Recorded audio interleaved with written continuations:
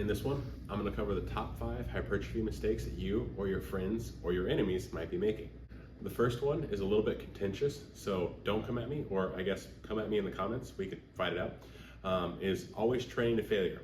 Looking at you, Mike Minzer. One of the things we know for sure in the literature is that training to fatigue gets you much more stimulus and much more muscle growth per any given set.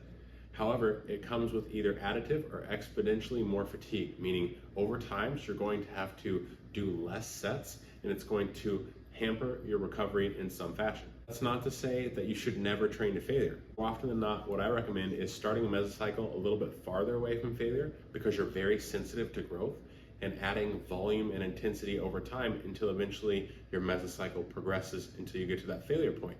This gets you all the benefits of failure training without all the fatigue of spending weeks and weeks and weeks at failure.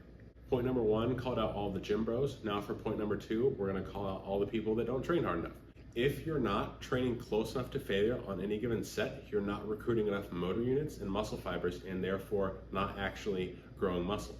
We know based off the literature that you have to recruit most, if not all of the muscle to actually be able to send that hypertrophic signal and actually start the growth process.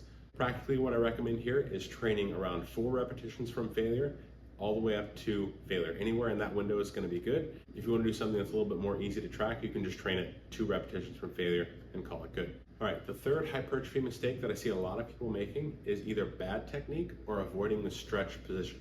So a few things that you need to keep in mind and what good technique is controlling the eccentric, so not like bouncing it off your chest. I'm sure we've all seen that. And then also emphasizing the stretch position. Imagine you see someone doing a bench press and they're only going like a quarter of the way down. They're leaving out the most stretched position, which is at their chest. And we know based off the evidence that this is the portion of the movement that grows you the most. So control your form, control your eccentrics, emphasize the stretches in your movements, and that's going to both keep you safe and potentiate muscle growth. The fourth hypertrophy mistake that plagues a lot of people, and this might be the most important hypertrophy mistake, is lack of consistency. No one built a great physique in 1 training session, 1 week of training, 1 month, etc. You need to find a training plan that you can stick with for 6 months, a year, 2 years, buckle down, be ruthlessly consistent with it, and you'll see your physique change over time.